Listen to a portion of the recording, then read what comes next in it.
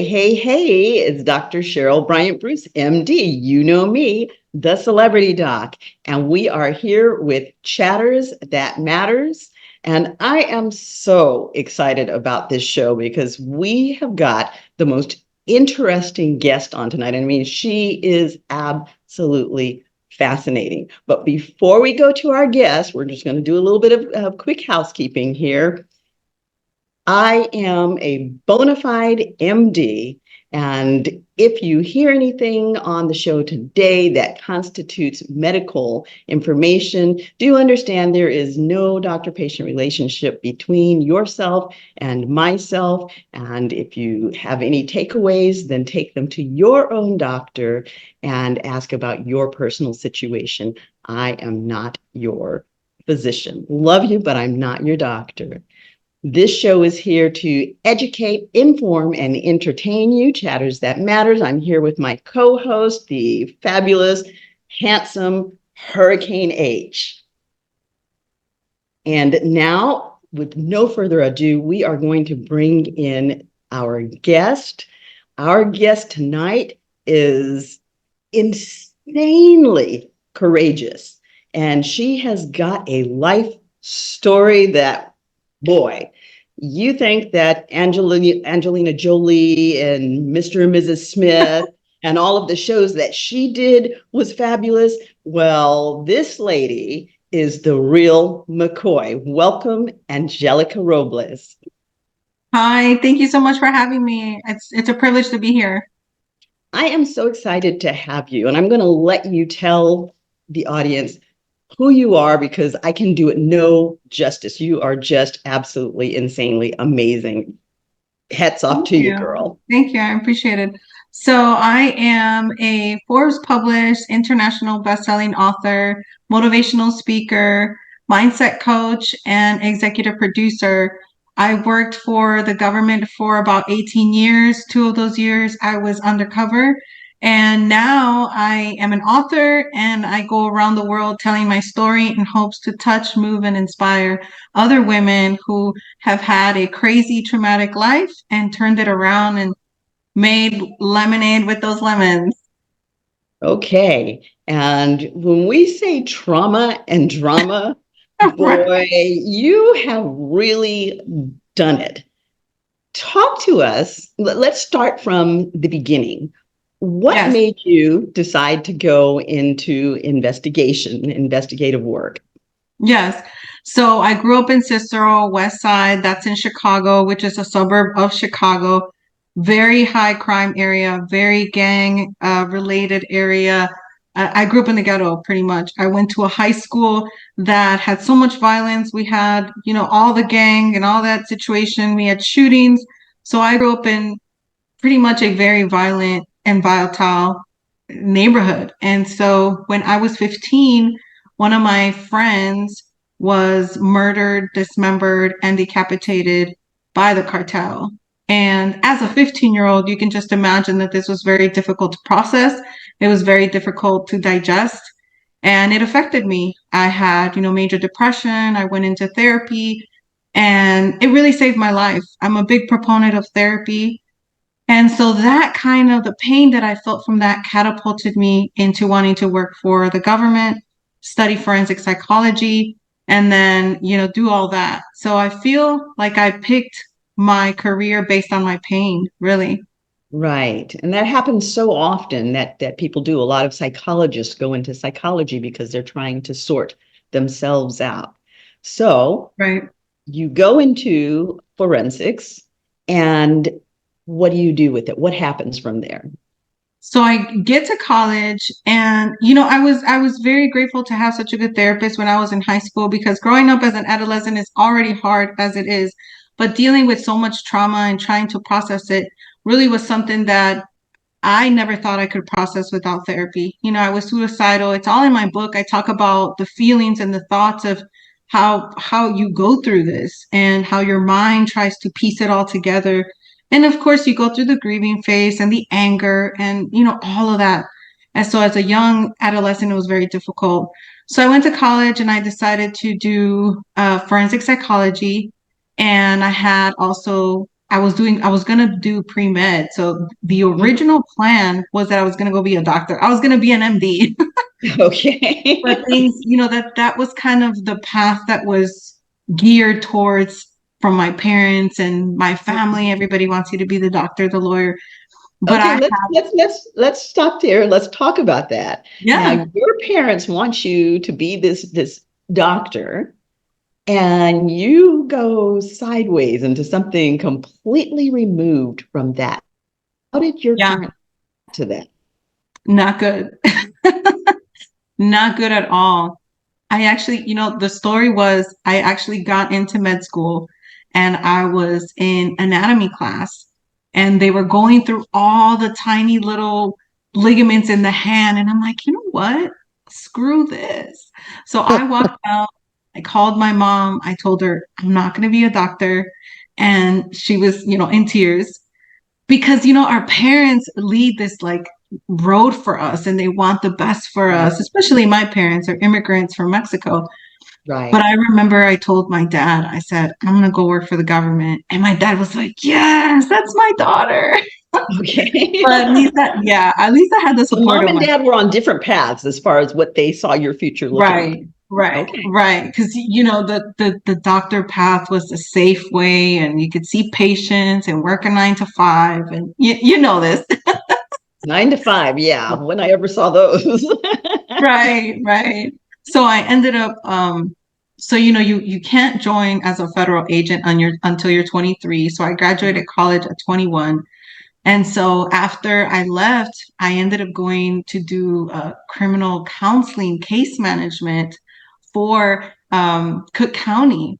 So for those that know Ooh, about Cook Cook County, County. Wow. those are if you remember, or those that follow R. Kelly, that's where he was being charged here in Chicago. So I went to go work Right. for Cook Right. County. Yeah. For those of you who don't know, Cook County is serious business. It is Right, rough territory. right. So, and then this is a great story. I put this in the book. So the guy who had killed my friend was sentenced to death, Hmm. and he tried to say that he was not guilty due to insanity. He tried to play that card.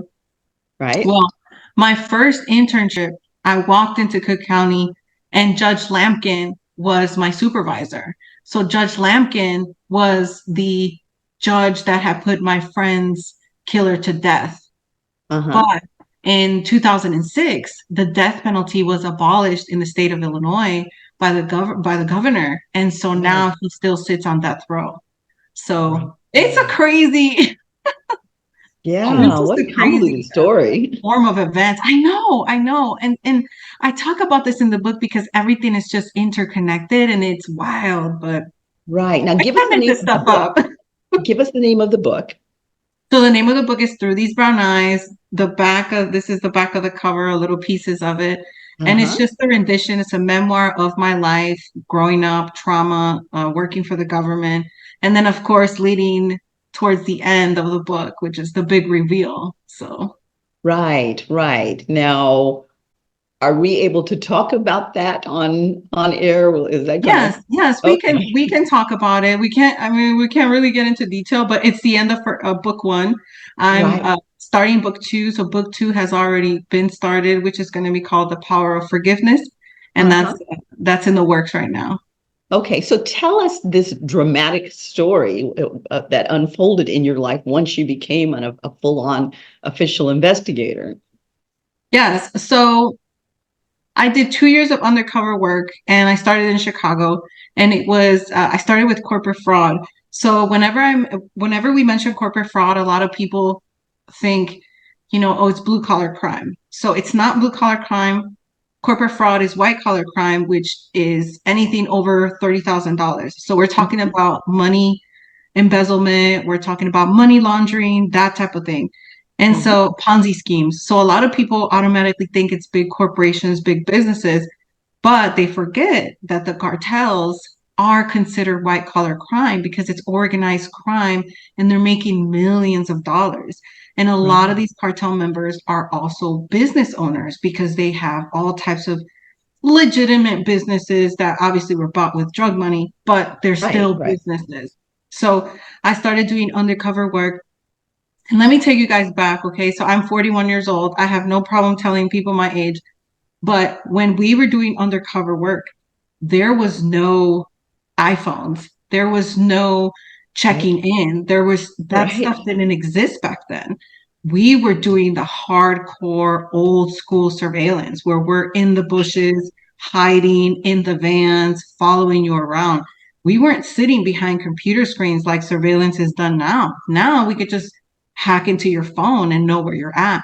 This is old school investigator work. Now that's huge because, I hadn't even processed that, as you told the story, as I heard about the story, I hadn't even processed the conditions under which you would have been working. That's absolutely, I mean, I'm sitting here, I'm shaking, I'm literally shaking because that would be absolutely Terrifying. terrifying going into that with that knowledge that your backup isn't a cell phone ring away. It's not. Wow. And actually, till this day, I have a story. I share this in the book. Till this day, because I was taken, there was one time, well, there is more multiple times where your cover is revealed, but the one time that I was taken, I had two phones on me. And this will be a shout out to the telephone company, the cell phone company. I had two phones on me. I had my personal, which was a T-Mobile, and I had my government issued phone, which was a Verizon phone. The only way that they were able to pinpoint where I was, the T-Mobile, this is in upstate New York. So when I say upstate, I'm talking about the mountains in the Right, snow. right. My T-Mobile phone went dead. It was gone. Like Uh-huh. it was just completely dead. But my government phone was a Verizon phone and I had stuck it in my bra. So when they took me, as the van was going through the mountains, it pinged one of the towers that was Wow. there. That was the only way they were able to locate me. And that's when pinging was kind of now the where you check in, we can hack into your phone now and we can know where you're at, especially now Yeah, it's so easy. But that yeah. was the only way they were able to locate me. So since then, I've always had Verizon. Okay, yeah, me too. I've had Verizon for a gazillion years now. Right. Let's And I'm not backtrack, going to anyone else. right?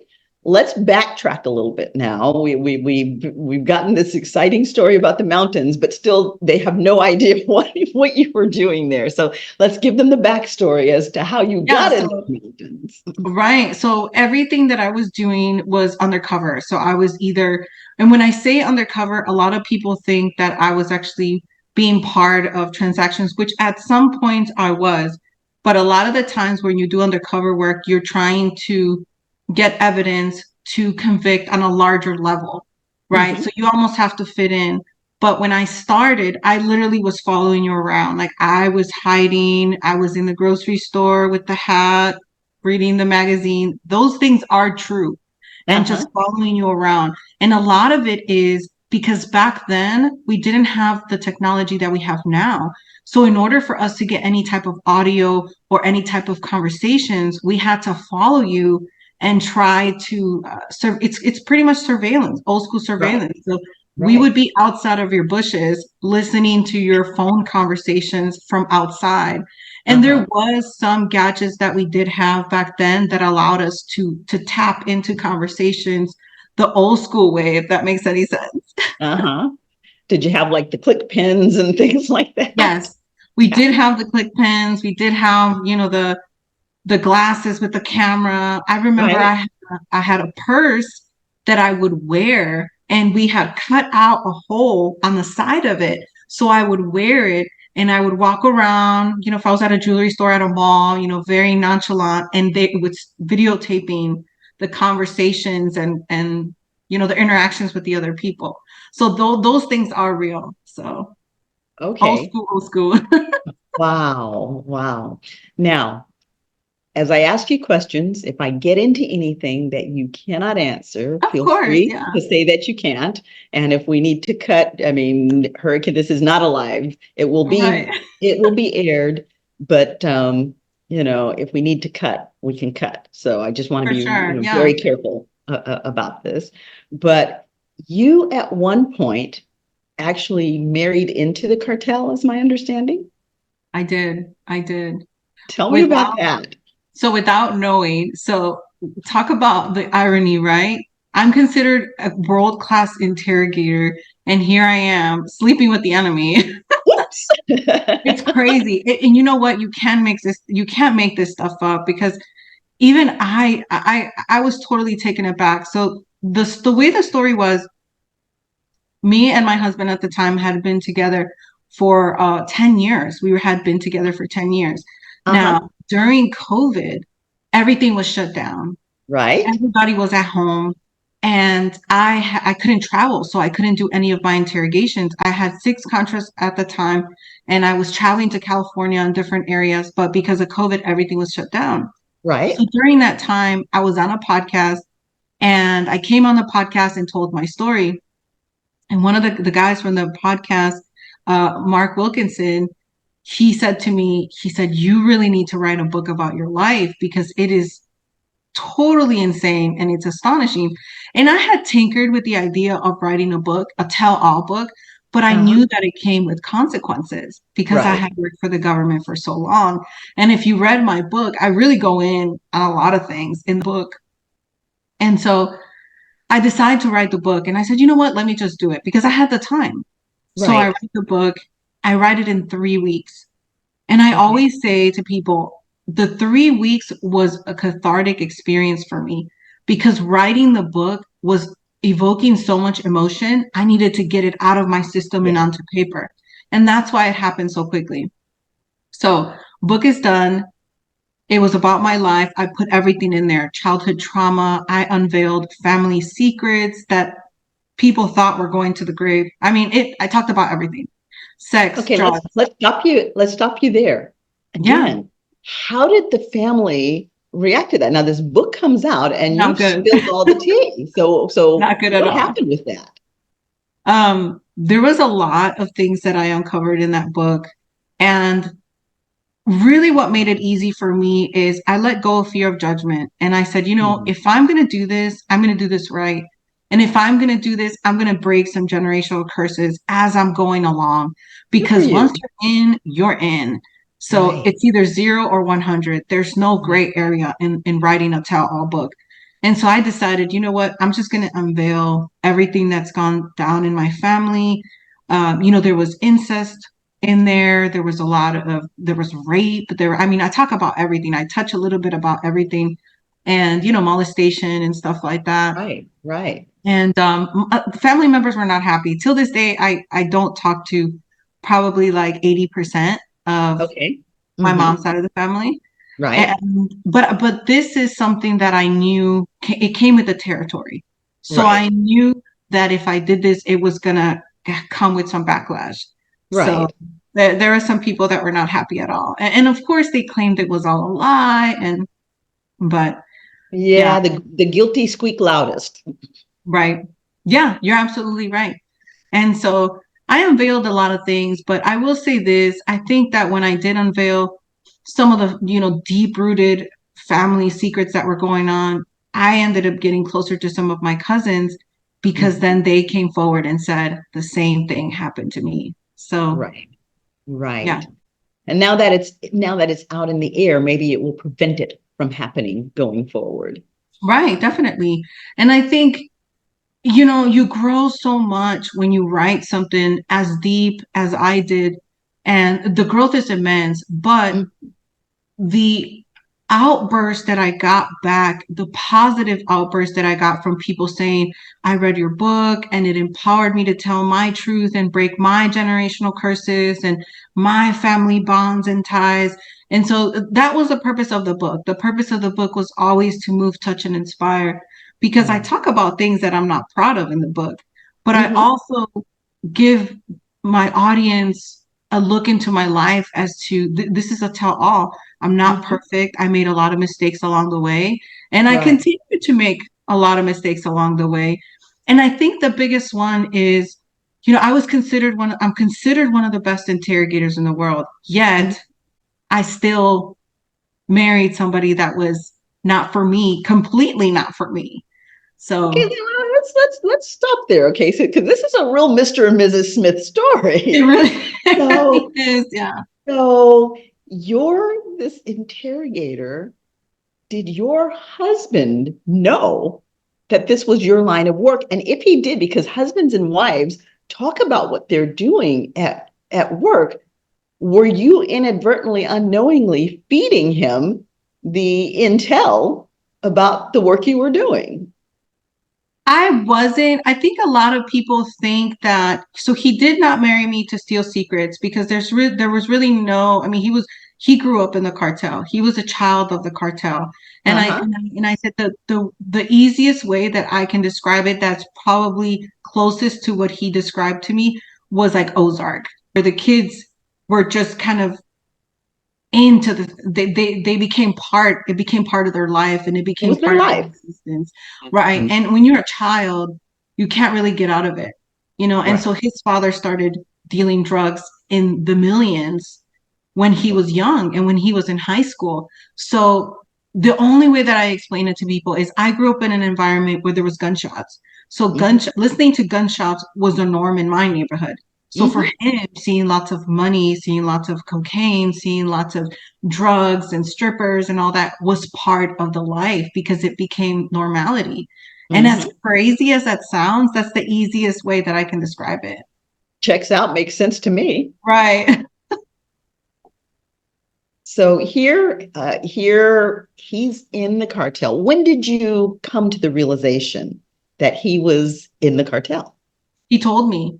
So the way that it all happened, and again, the irony. So when I had my contracts, they all were canceled because I had travel contracts. I'm thinking I'm gonna be at home with the kids. And he was like, no, you gotta go work.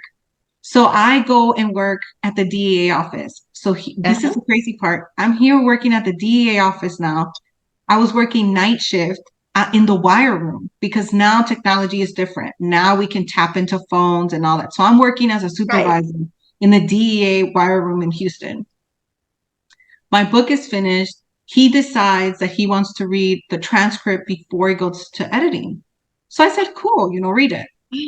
But red flag number one, when we started dating, he said, I don't want to talk about anything from my past or your past or my childhood or your childhood. I Uh-huh. just want to start the relationship from when we met on. And I I thought, bet he okay, did. fun. But red flag number one, right? Yeah. Then this story is also in the book. The day of my wedding, I overheard a conversation between him and his dad through the walls. Uh-huh. And the dad said to him, don't marry her. She's gonna fuck us over. And I heard that conversation and I went to my best friend who was my bridesmaid and I told her, I'm canceling this wedding. And I Mm-hmm. remember because she cried for weeks after this all came out. Right. She takes me to the balcony and she's like, look at all these people. Look at this insane production of a wedding that you're having. He is for you. And I remember telling her I wanted to end the wedding because I felt like he was going to turn just like his father. And Uh-huh. his father and I never got along because his father Mm-hmm. never wanted us to be married. Mm-hmm. So that was that was my gut instinct. And because of my friend pursuing And me you to didn't all, know what his father did. I didn't know. I didn't know, but I knew that there was What just was right. I knew that there was something there. You always know, but you start having children and you start running a business and you get lost in the sauce. So Right. anyway, I come home from the DA office, second shift. It's 6 a.m. And he says, I need to talk to you. And I said, can this wait? I'm so tired. And he said, no, I need to talk to you now. So he's like, can you sit? And I said, okay, I sat. Keep in mind, I had my gun on me. I had it in my back holster. Uh-huh. So he tells me, he says, I need to tell you something and it's not good. So the first thing that came to my mind was he got Oh, another woman pregnant and oh God. having his baby. Okay. Right. I wish that that's what he would have told me because I think I could have handled that better. Right. So Right. what he tells me is me and my father had been part of the Mexican cartel. So I literally sit there and I think in like 2 seconds, my brain processes, rage. And I go like this to my gun. And I'm thinking to myself, I'm going to kill him. I'm going to kill him. But then I think about my children and I think, okay, let's calm down. You're a professional. You talk to people like this all day long. So I said, Okay, now your head has to be about to explode now. Like you said, yes, you think about your children, and all of a sudden, your children are the children of the cartel. yeah, pretty much, pretty Oh, much. wow. Yeah. And of the federal government. Right? If there's such a marriage, right? Right. So I tell myself, I said, okay, let's separate wife from your profession. And this is me talking to myself. It was like a 1 or 2 seconds, really. And I said to him, and in my mind, I said, okay, interrogate him. Separate your profession from the fact that you're his wife and get all the information out. And I kid you Right. not, this is what I said, because I'm the type of interrogator that I don't yell, I don't scream, I talk to people and I get into their mind in a Mhm. very finesse way. I'm Right. brilliant at this. So the only thing that came out of my mind was, tell me more. That's it. That's it. Okay. And people think that it was like this huge, oh my God. No, I cut that off and I said, tell me more. So for the next 2 hours, he literally just told me everything. It just Wow. all came out. And I literally just was looking at him and I'm just nodding my head, okay. And then asking, But what were you feeling inside at that particular moment in time? I thought my life was over. And I explain it like this in the book. I felt like I got hit by a train and I survived. And I was peeling myself off of the rails of the train Uh-huh. because it hit me so hard. And Yes. then everything from the last 10 years started rolling through my mind. Just the little Okay. things that I missed, all the red flags finally came to light. And I said, this And makes at the sense. at the doorstep of death, your life flashes before your eyes. Yeah. Wow. So then after he tells me everything, he says, I feel so much better. And I said, of course you do. Ah, Of course you do. This weight have been lifted off of his shoulders. Of course it have. So the only way that I can describe it was I had to have compassion for him in that moment. And I had to go back to the first time that I interrogated a serial killer. The right. only reason that I told myself not to be upset of the things that he was telling me that he had did to children and people was think of him as a child and the Hmm. child inside of this man. And that's Yes. the only thing that kept me from losing my mind was Wow. it's this child that is in this man that got caught up in this and had no choice and was already in it. But and this is why the second book is called The Power of Forgiveness, because I had to forgive him in order for me to continue with my life and Hmm. for us to continue having a co-parenting relationship with our Hmm. children. We made children together. And Hmm. ultimately, that's why I didn't kill him, is because of my children. Right. What did go through my mind was, deceit and lies. So my entire marriage was fraud. It was complete fraud. So Uh-huh. it didn't sit well. I I can imagine. I can imagine. But here comes the kicker that a lot of people don't understand. And I'm going to break it down to you guys. A lot of people said, you're not a ride or die. And I said to people, ride or die knows what they're getting themselves into. Most cartel wives are aware of what's going on and they choose that life. Now they Right. choose to keep their mouths shut and they choose to see and hear certain things, but I Right. never chose that. I was never given that option. I was Right. lied to and deceived. So then I tell him, I need to report this. And it wasn't because I wanted him arrested. I had to report it because I had given the oath to the government. I Right. had said so. And then what people don't understand is if our calls or our conversations were to be tapped, I'm going to end up in federal prison, not That's him, right. because I gave the oath to the government. I had been working for the government for 18 years with this Hmm. type of population. And here I Hmm. am married to one. But there is also the big question of who dropped the ball in the government in the background investigations.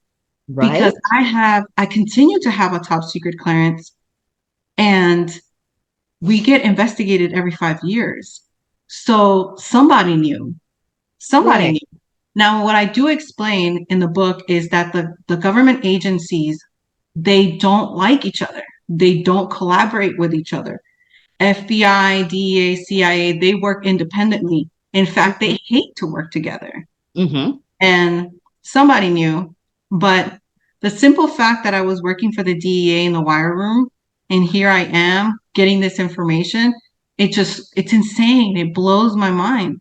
Do you think that you were set up? No, I don't think so because his father his father and I never got along ever. Hmm. And Hmm. his father did everything possible to break us apart. I mean, he Hmm. did everything possible. So I think that my husband really wanted the girl. And I think he was selfish and he didn't care what I did. And I Hmm. think he thought, this is cartel mindset. I'm going to do whatever the hell I want. But And do you think you were set up by the government? Do you think that they had that intel and they just didn't tell you? They let you sit there without that knowledge. no, because whatever I was working on had nothing to do with what they were doing. Okay. And so that was one thing because I did get asked that question a lot. Now, Hmm. if we were to break it down in a more minute basis, Hmm. possibly they could have been something of that nature. But Hmm. a lot of the work that I was doing wasn't even in Houston until I started working for the DEA in Houston. And I Right. think he started to feel the pressure because of me being in the DEA here in Houston, which is home. Hmm. And then now I'm listening to the undercover agents and all the taps that we have on phones and all that stuff here and in Mexico. So I think that really did put pressure on him for It was sure. And then getting of too course, close to home. yes, and of course there's a lot of it's just too close for comfort, right? Right. But what a lot of people don't realize here in Houston, Houston is the major hub of the cartel. They are bringing in the drugs and smuggling the people and the human trafficking is going on here, but also cartel members are buying buildings, they're buying businesses here to hide money, to wash money, to money launder. And a lot of I have people, a question, yeah. at this point, which is I've run it through my head several times. Are you in any danger with having made this big reveal? No, and that's a great question because I get asked this all the time, and I'll tell you why. There's benefits to apparently marrying somebody in the cartel, right? Because we share Okay. children together. So why would Um, anybody want to harm me? One, I never revealed anybody's names. I don't talk about which cartel. I don't talk about the movements, the plans. There's no really identifiable information that I'm talking about. Really, okay. all I'm talking about is what happened to me. In fact, Right. I've been talking to cartel members for over 18 years that they knew and they were probably laughing at me. So I was Okay. like, I was the laughing stock, really, because they Uh-huh. were like, look at this woman. She's over here trying to change the world and she doesn't know what she did. And she's So, supposed to be this big time investigator, but she's married the cartel and is still clueless. right. Wow. But in my defense, I always tell people, I married him with the intent to have children and have a home. And I was running a business, working full time. I had two babies under 3 at the time. I was breastfeeding. I was doing this, and this, and that. So my life was really occupied with everything that I was doing that maybe I did miss some things, but I was Mhm. just too occupied to even go investigate my own home. And then there are the rose colored glasses of love. Yes, yes. I mean, Yeah. love causes us not to see things that may be just as obvious as the nose on our face. Right. And then the other thing that happened was, okay, so this is okay, so I had to reveal it to my employer, which at the time was Department of Defense. Hmm. So I always tell this story. When I called my boss, she must have been silent for what seemed like 10 minutes because she couldn't even process what I was telling her. I'm And she sure. said, she's like, I've never heard this. I don't know how to deal with this. Let me call the higher ups. The higher ups are the Pentagon. That's who I ended up being I ended up going under federal investigation for 7 weeks. So I went under federal investigation because Wow. they needed to make sure that I wasn't a double agent and that I didn't marry purposely. Was So there any point that you were worried that that investigation might not go well? yes, I was terrified. I tell people this reveal and this investigation was the end of the old Angelica. I was murdered, completely devastated. I mean, I literally, there was like a rebirth that happened. And I Uh-huh. think in the rebirth was the success of the book, how I got catapulted into motivational speaking. And then people wanted to hear my story over and over. I mean, I literally spun three new industries out of the career that I had because I Hmm. still got blacklisted from the Department of Defense. Oh, I'm So I sure. did lose my entire career. I'm sure. I'm But sure.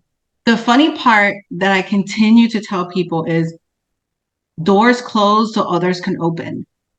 Yeah. So the book was done, it was finished. I called the publisher, and the CEO of the publishing company will never forget this because we had a global call where I literally reinstated word by word of how I called her. I said to her, because the book was already in editing, I said, I need the book back. I'm adding 2 more chapters to the book. And she Uh-huh. said, there's no way that you can do that. You're under federal investigation. And I'm like, I'm still going to do it. She said, there's only one way you can do it. He needs to sign an authorization giving you permission to write what he told you in the book.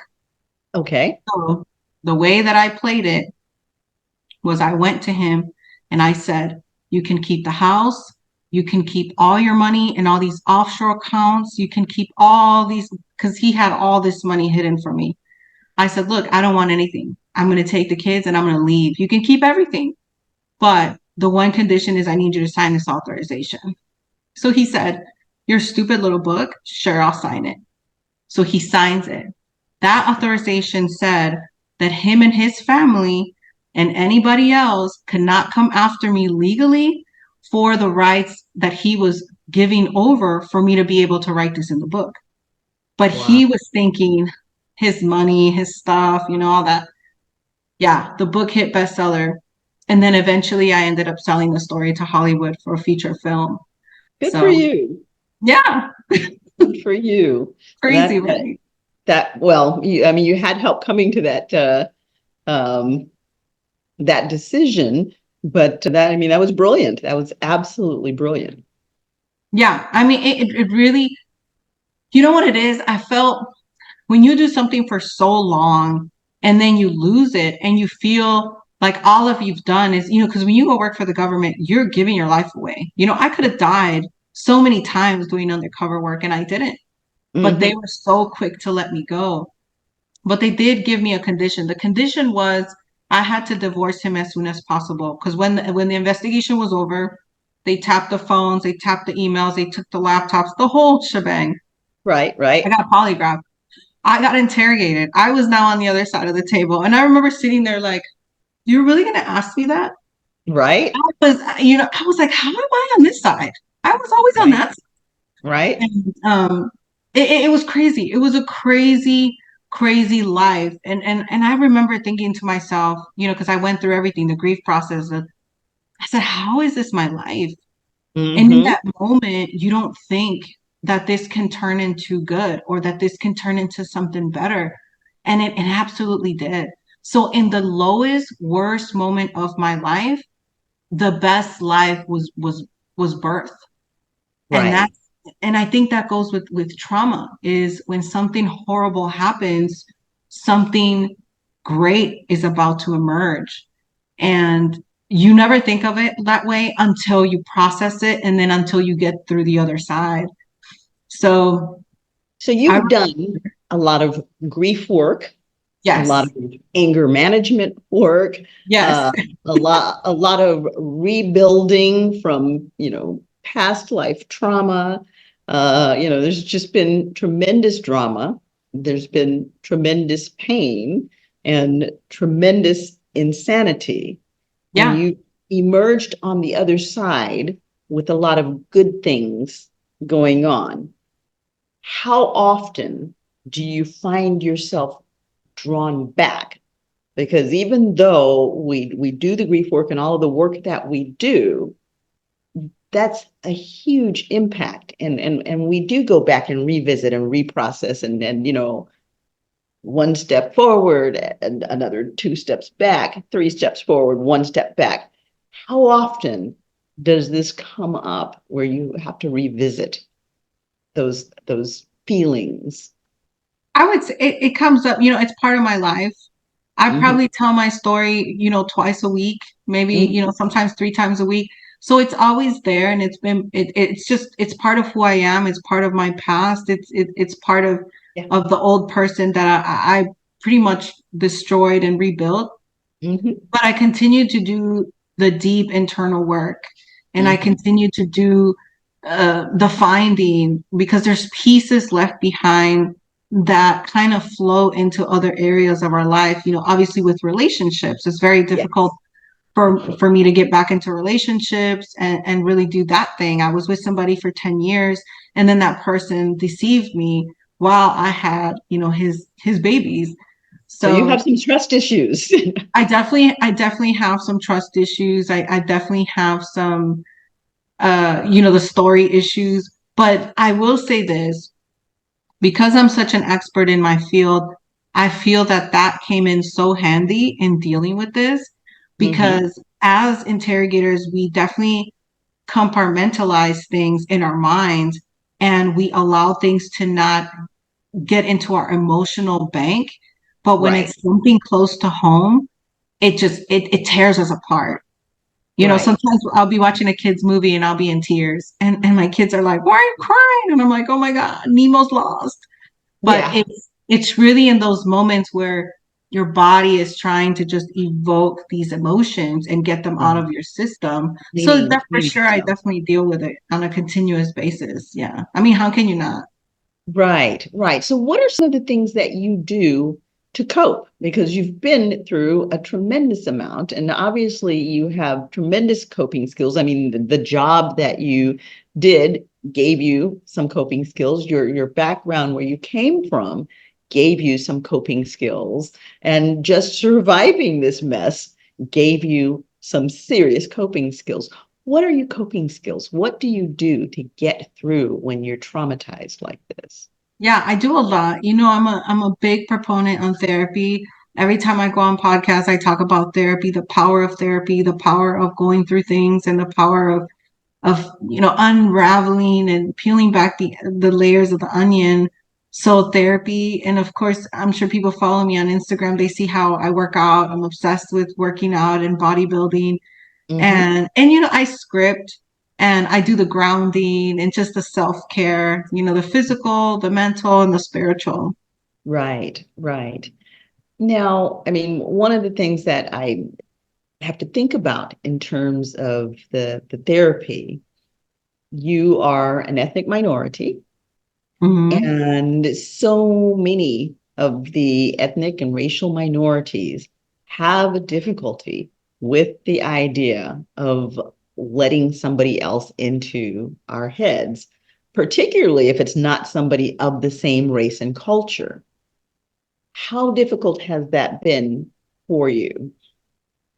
It has not been difficult, and I'll tell you why. Because so when my friend was murdered, I couldn't sleep. I was having nightmares, and I didn't even know how a 16-year-old would process something like that. But I remember I went into a major deep depression, and it was Mhm. my Spanish teacher in high school, Ms. Rudke. She's always out there. She's still alive and she's still listening, and I love her. She sent me a message today.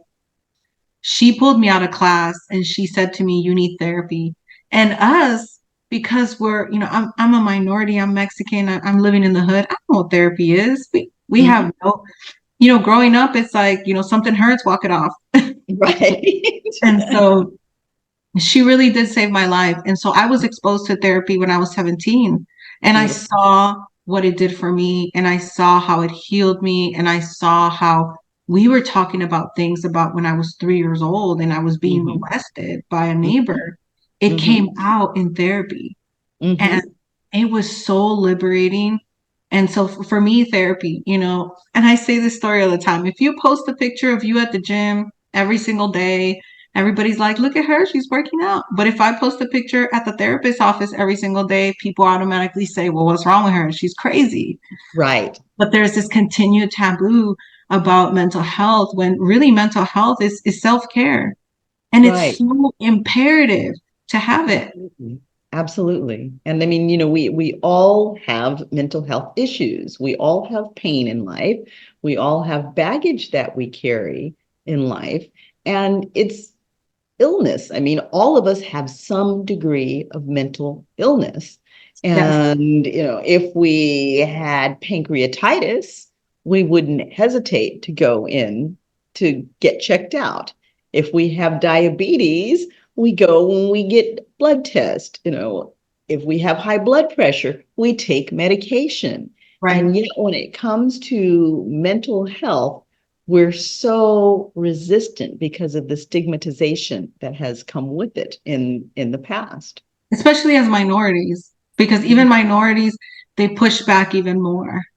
Yes, yes. And I mean, there is that piece of not wanting, especially if the therapist is not of a minority, and in the case of women, if they're not a female, there is that fear of letting them into our heads.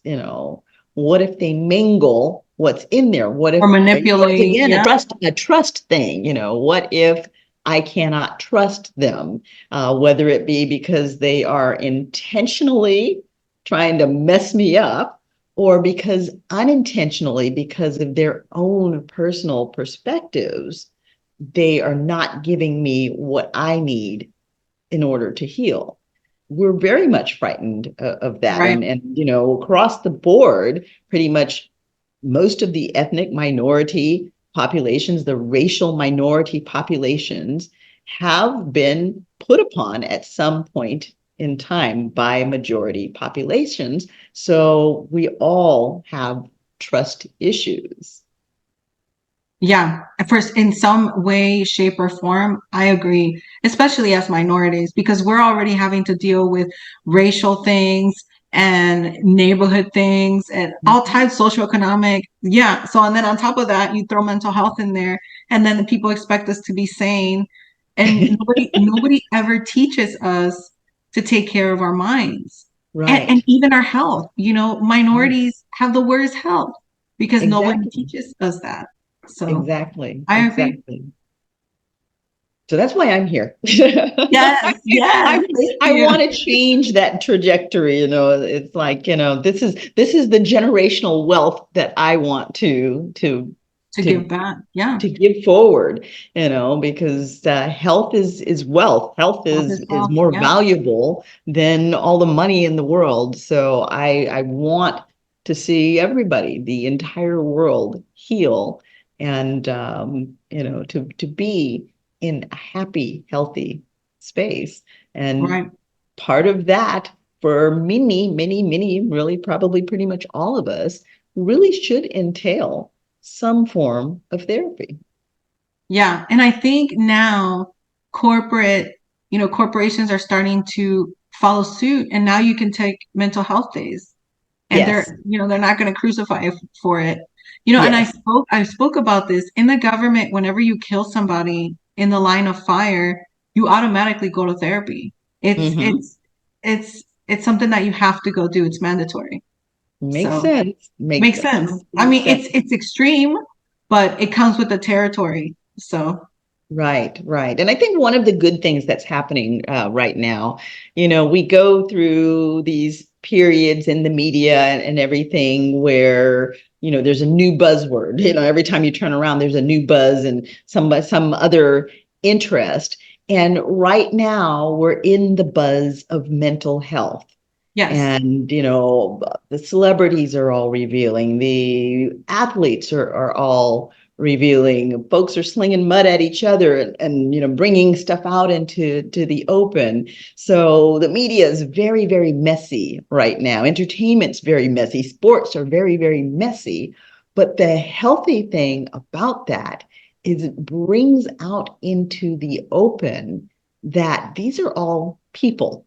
And these are the people who are supposed to have been successful and supposed to have made it in the world. And yet they have all of these problems bubbling to the surface. Yeah. And it Look, makes it you're from Hollywood, so you would know okay. all these people with all the money, all the accolades, all the recognition, all the success are the most depressed That's because right. of everything that they have to deal with, the public eye, the comments, everything. So, That's right. They have high levels of suicide. Obviously, we see it happening all the time. The children have, high levels of drug use, yep. uh, high levels of dysfunction in the homes. I mean, these people have tons of money, and yet when I work with families, some of the most dysfunctional families that I have worked with have been some of the families with the most money. The most assets. Yeah. Mm-hmm. Yeah. Mm-hmm. So, I mean, it is, they live under a microscope, and it Definitely. there are lots of pressures. People are like, oh, boo hoo, poor them, but they don't really No, they live understand. on their microscope, and I'm starting to get a little taste of that. So, Yes, yes. I've been there and done that too. And it was like, okay, well, you know what?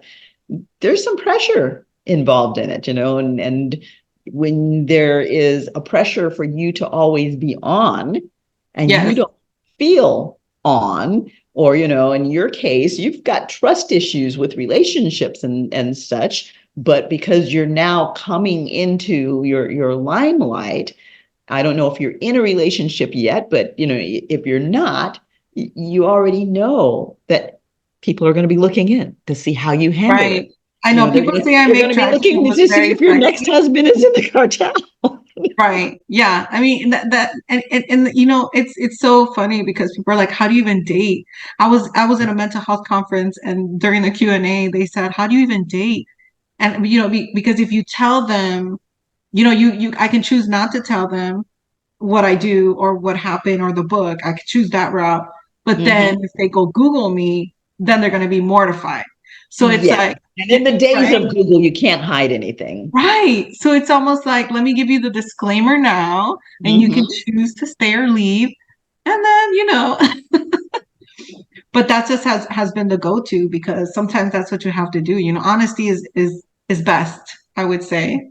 I would agree. I would agree. So, are you in another relationship? I have been actively dating, but no, I'm not in an exclusive relationship. And really, I think I have so much going on right now that my time is very limited. I'm a single mother, and so my time is Right. very limited and I do so much. So I think there's a time and place, and right now is definitely not the time. So, Okay. And as a single mother, this is just such a bizarre story. How do you address this to your kids? Because, I mean, it's yeah. it's it's kind Yes. of distorted, Yeah. So my How do kids you how do you make it make yeah, sense to your kids? this is a How old great are your kids question. right now? They're 8 and 5. Okay, so the So, 8-year-old is enough to start understanding, and then when mommy has a book and a movie, the 8-year-old is definitely old enough yes. to, Yes. to get things coming back. So how do you make all of this make sense for the 8-year-old? So, I divorced 3 years ago. So at the time she was 5. So Uh-huh. she understood that mommy and daddy broke up because of a lie, but Mm-hmm. she obviously doesn't know the details of it. She knows about the book, she knows about the movie, she knows that mommy's an author and she speaks and all this stuff. But Right. I said to her, there's some lies that have consequences to them. and the divorce was the consequence of that lie. It sounds very, it's very simple. You're really boiling it down. But also, I did get both of my kids into therapy after the divorce. They were in Good for therapy for a you. whole year. Good And, for you. it's crazy because there is no stigma about therapy in my kids. They were like, we're going to play therapy. It is so much fun. And I Right. really wanted to instill that in my children that they don't Mhm. even, it's not a bad thing. It's you go and you play and you talk to somebody. Good for So, them. yeah. And hopefully they'll carry that forward into their life as they become adults and Yes. use it as a tool. Yes. But it's so funny because when I picked a therapist, she was one of the best um, child psychologists here in Houston, and Hmm. Dr. Darwin. She's Hmm. amazing. But I remember when I went in there and I told her the situation, I told her she needed to read my book so that she can get the backstory into Right. what the kids were going to deal with. Right. She reads it. She read it in like 2 nights. And she Right. calls me and she says, "Oh my God, are you in therapy?" And I said, "I sure am. But I just wanted to let you know what the context behind why I have the kids here." And I think that helped her with Hmm. what she was doing with the kids, because as the kids get older, they're going to understand a little bit more. Right. And I do feel that the reason why I have made my decisions is, one, I've learned from the past. I had to forgive the killer of my friend in order for me to live, in order for me Hmm. to live an unhindered life. And Hmm. that's part of my power of forgiveness speech that was Hmm. published in Forbes, is sometimes we can't live our life because we're stuck in the past in what somebody else said or did to us. And if you Right. don't forgive, you're stuck in the past and you're allowing that person to have control over you. Right. Yeah. And at what age do you think that you'll finally let your daughter read your book?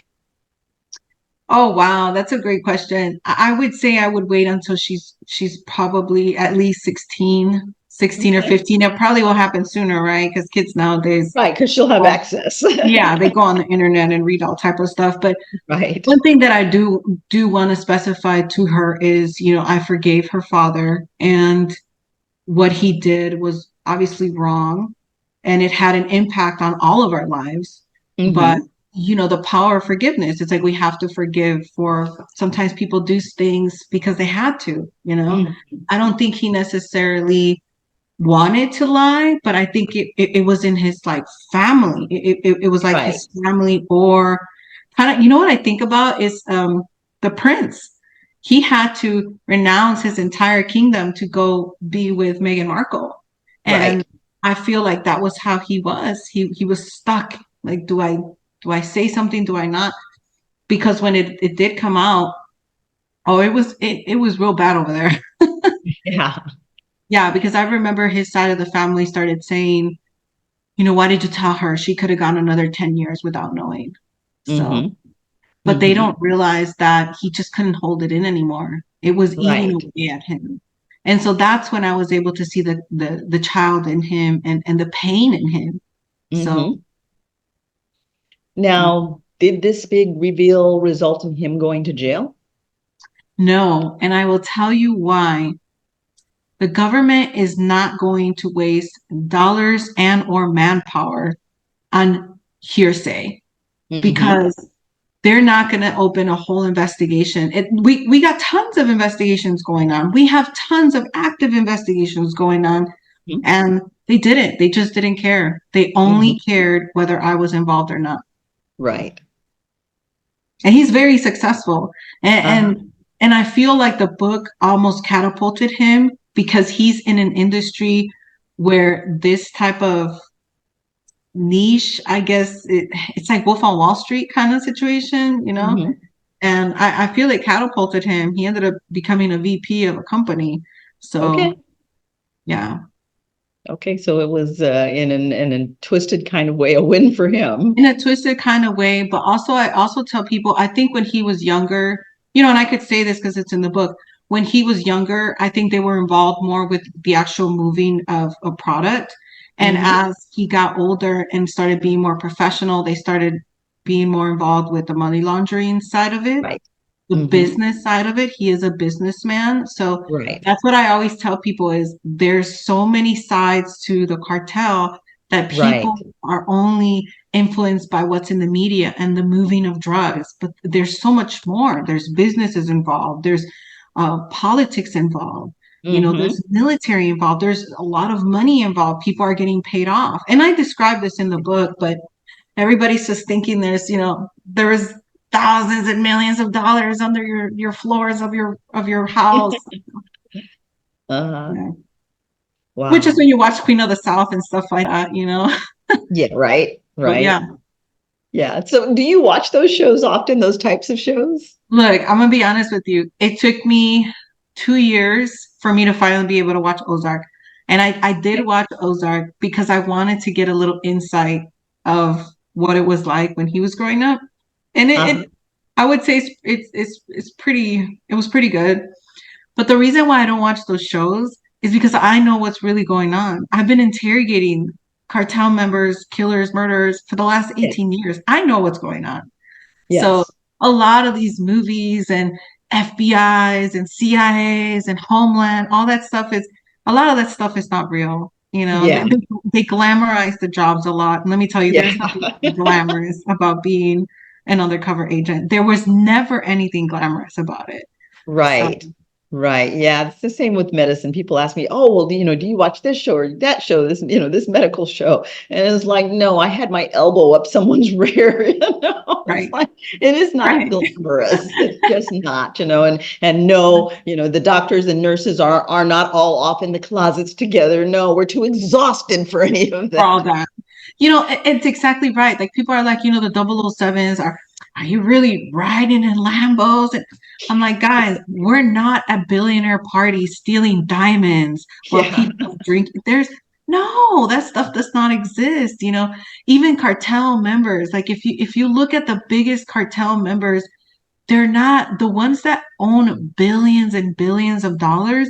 They're not driving around in Lambos. They're driving around in broke down Toyotas. They're trying to Mhm. hide. So that's the Right. same thing with Undercover. We weren't, was I sliding down the side of a building? For sure I was, but I wasn't in makeup and a cat suit and looked like Angelina Jolie. No, I was like covered in shit and mud and you know what I mean? Yeah.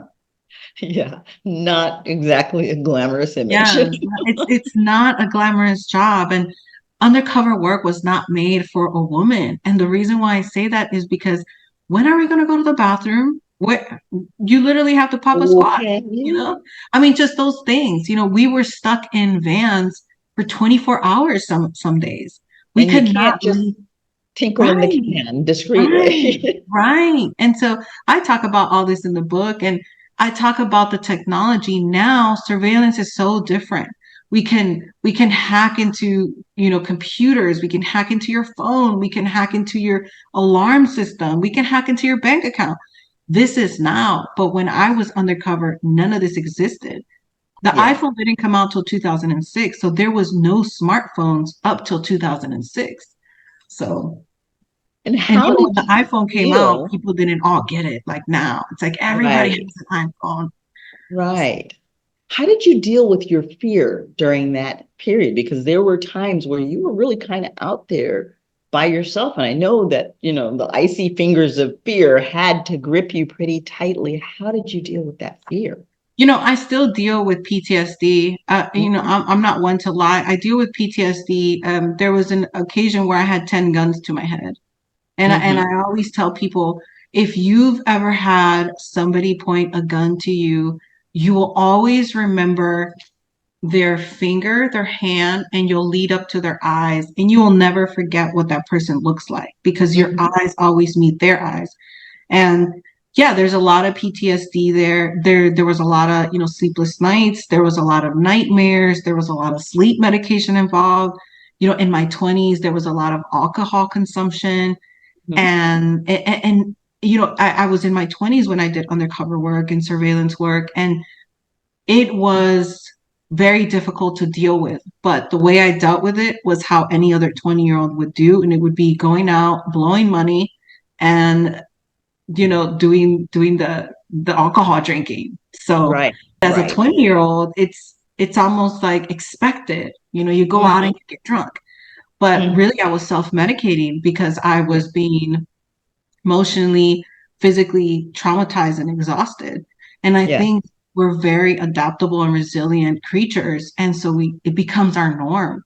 And I Right. remember the first time that I ever saw a dead body, a decayed dead body, it had an axe between its head. And I Hmm. remember having the bodily experience of throwing up and being Hmm. physically ill. And I remember one of the investigators laughing and saying, "You're going to get to the point where you can have your lunch Hmm. in front of this dead body." And it's true. It's true. The more you see it, the more you experience it, the easier it gets to deal with. So,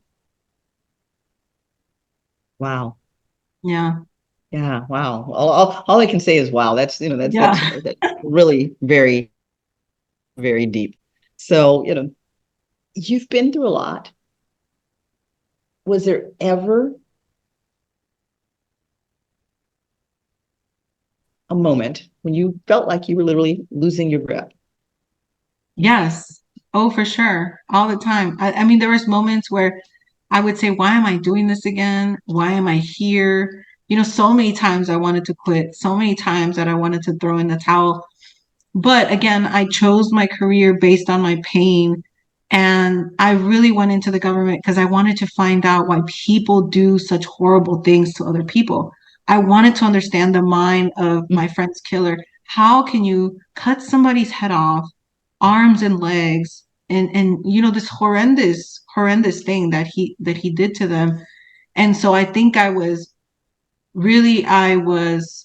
almost, what's the right word to say? I was traumatized, but I was influenced and I was obsessed with finding out why. And I think that led me down this 18-year career interrogation. And Hmm. it's crazy. I'm really good at what I do, and I do it with such finesse. And sometimes I wonder, maybe we were just chosen. Sometimes we were chosen to do Right. certain jobs because some people Right. are really good at it and some people aren't. And Right. I just, I ended up here and I got chewed up and spit out.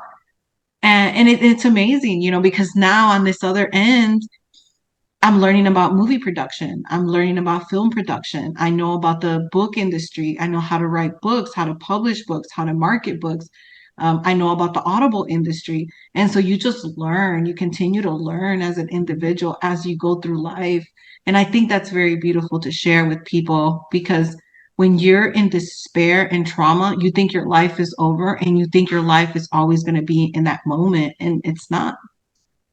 And I think that it does help to think about that moment, no matter how low or how dark it may seem, to think about that moment as something that's strengthening you and preparing you for something better that is to Yes. come, something very different Yes. than the And it moment that gives you're people in. hope. It Yes. gives people hope. And I'll tell you this funny story. When I divorced, I went into divorce care. For those that don't know what it means, it's like little counseling when you're going through a divorce. And I remember when I walked in those doors, I was just sitting there and everybody was talking about, their infidelities and he slept with the barista at the Starbucks. And then everybody was looking at me waiting for my story. And I said, let me tell you, I'm gonna give you guys a disclaimer. Everybody that has infidelity, I wish my story was that. And I'm gonna make Uh-huh. you feel better about your story. And sure enough, everybody's mouth was on the ground. And they said, Right? "Oh my God, I feel so much better about my divorce." So even that, even that made a difference for somebody else. So I just turned it, I always just turn it and say, people think that your life is over, somebody dies or somebody gets killed or, financial or romantic or everything. There's always a light at the end of the tunnel. They don't say that because it's not true. It's definitely true. Right. Absolutely. Absolutely. Well, thank you so much for sharing this phenomenal story with us. I mean, this was deep, you Yes, know. for sure. You're welcome. So, Angelica, we've enjoyed having you here on the show, and we look forward to the book. Can you tell us again what the name of the book is? So book one is called Through These Brown Eyes. It's a memoir through my brown eyes. And I just talk about life as a child, life as an adolescent, life in the government, and then obviously leading towards the end. And it got picked up to be made into a featured film with a spin-off series in Hollywood. So we are working on that. Writers are writing. And the Mhm. name of the movie will be Veritas, which Uh-huh. means the truth in Latin. And then I'm working on book two, which is a continuation of book one, and that's called The Power of Forgiveness. You Wow. can get it on Amazon and Audible, book one, which is this one. Perfect. Perfect. Hey, Hurricane, do you have any He's been so quiet. questions? Yeah, I'm sure his mouth was unhinged, you know? Yeah, he's like a sponge. Yeah. Well, I gotta say, I mean, you closed it well with it is in the movies and it's definitely, coming up. And I mean, I was watching and listening and I'm just laughing. It is a movie, it really felt like an actual movie that you would watch. And we've seen some movies of those. And I think, you've talked about the series, Queen of the South. I think that's Queen the of the one. South, Yeah, yeah. you mentioned that. I mean, Ozark and all these. I mean, these are things that we've seen. I mean, Bad Boys. I mean, there's a little bit of Bad Boys in there. DA agents, his sister, and I think Right. Bad Boys too. I mean, you got all that stuff, and it is a crazy story. I mean, when you think about it from everything. I mean, I do have a couple. I mean, I think Doctor, you've covered a few ones that I had, but it's okay. But here's the thing. One is that he married you, but he knew what you did. You didn't know what he did. Yes. Yeah, which is like, I mean, to your point, I guess it was love. He wanted it so bad, he got it and doesn't matter. But it's funny because he knew that eventually this is not going to go any further, and you got into the wiretap unit. That's it. I mean, this is going to be a wrap. It's only a matter of time before you catch him, and then it would be a worse thing. So he came clean. But you got to think about it. I mean, if you think about the mind right here, is that the folks of that nature, they would be hiding in plain sight as they do, right? Everything around. I mean, you would know. And he was right there. I mean, that's like being the best, incognito status that you can have Right. with a Hiding in federal agent. plain sight. Literally, I mean, you're Right. right there. Who would have thought? And frankly, as you had said, I think, Doctor, you asked the question about whether the agencies knew about it. I mean, you're right. I mean, you guys go through. I think one knew for sure. I think one knew. Well, Yeah. so there's a whole question about that person and why they didn't spill the the beans out there. But here's the thing, though, you're right. The investigation stuff that you have to go through as an agent over and over, it's continuous, and I mean, obviously the dude was pretty well covered. I mean, that didn't come up. I mean, because it takes 2 years at least, for the initial onset when you actually get into something. And the reason I know, because I was going to be one of those agents myself. I actually had applied, and there was a reason I didn't get in, but the fact is that was going to be a whole 2 years, preview on my life story before I actually even get, picked. And so it is an interesting concept where people, watching and listening right now is like, why no one caught it? No one picked it up. And you're right. You could have picked it up too. He did it well. I mean, I have to say, the guy was good. He did a great job about this to cover all his tracks and Mhm. live a life, of. I mean, talking about a spy life, this is 007 in the making. Yeah. I mean, he's Mr. and definitely Mrs. Smith, you know? I mean, Mr. and Mrs. I City. I mean, mean, you're right. there was a lot of things that I could tell that even would be more flags, but like I said, like we never shared accounts. I never had access to his accounts, all that stuff that a lot of people would bring up. And I was just like, well, this is how we do it, but there was ways that I could have gotten more information, but I just, I was so busy doing everything else. And I trusted him. I never thought that this would ever come up. Oh, the, you So were well, alone.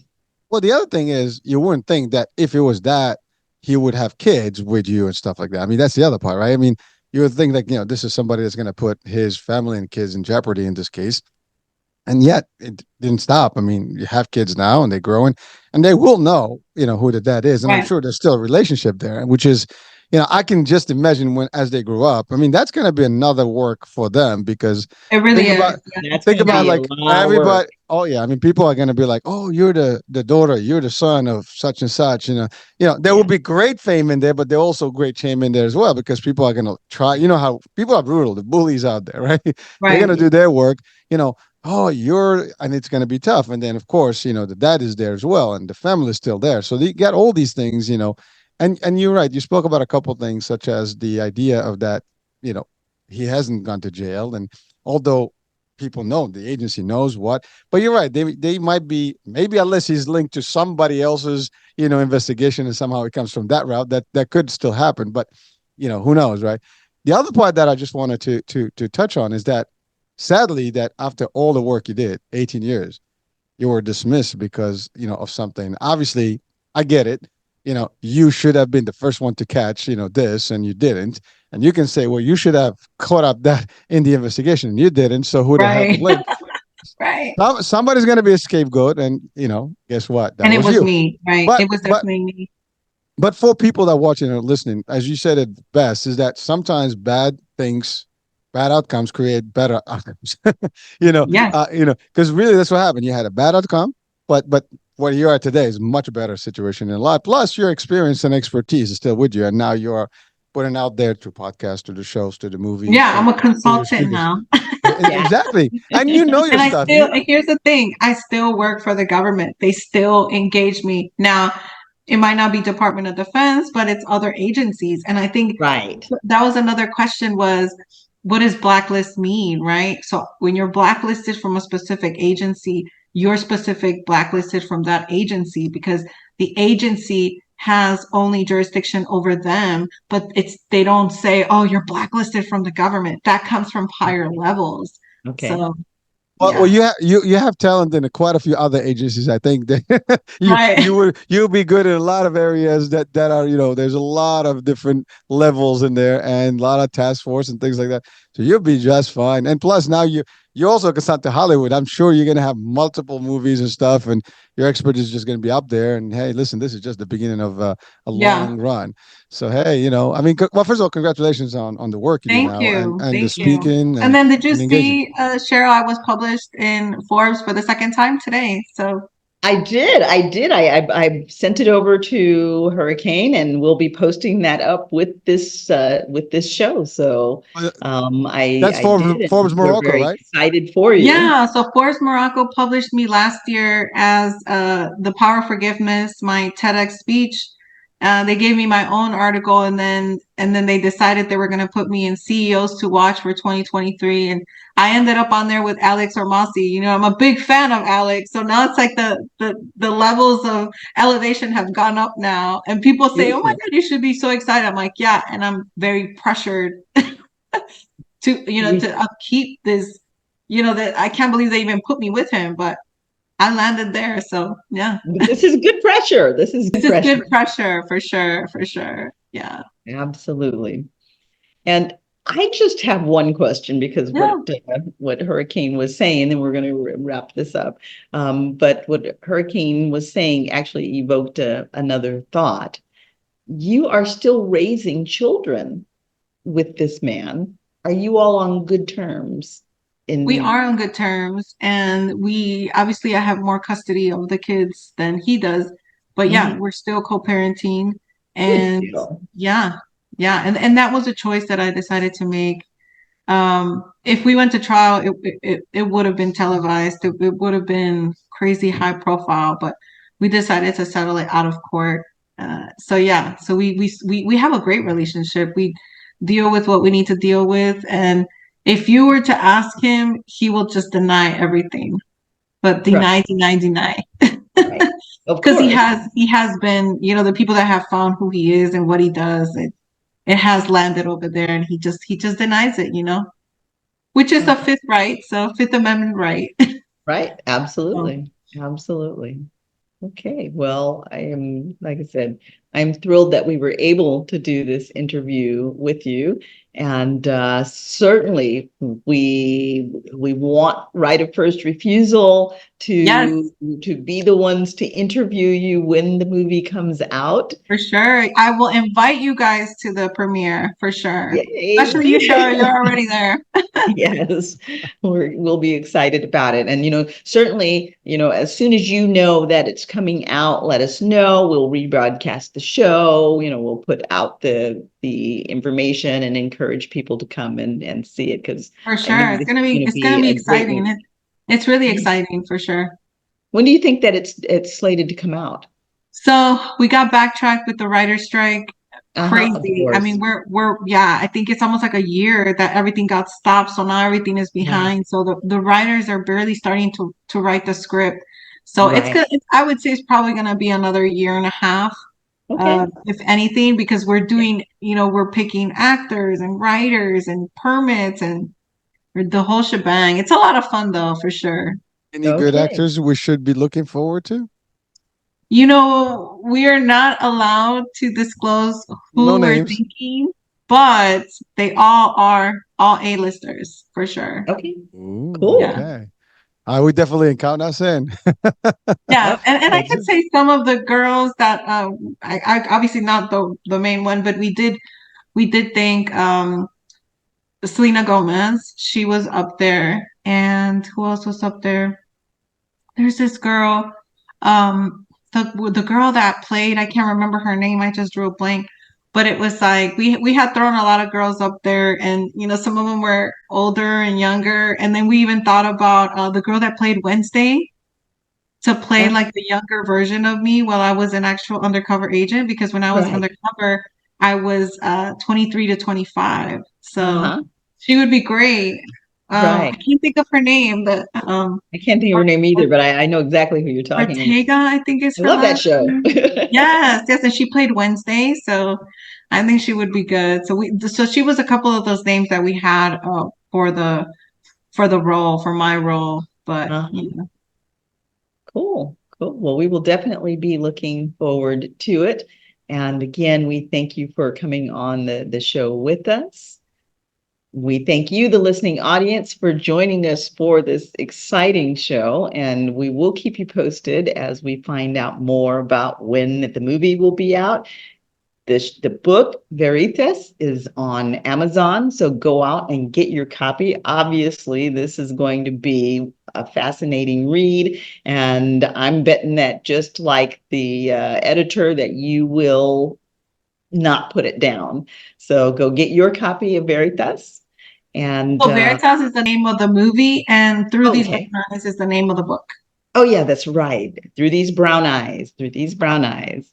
So we'll, I'm definitely rushing out to get my copy of the book.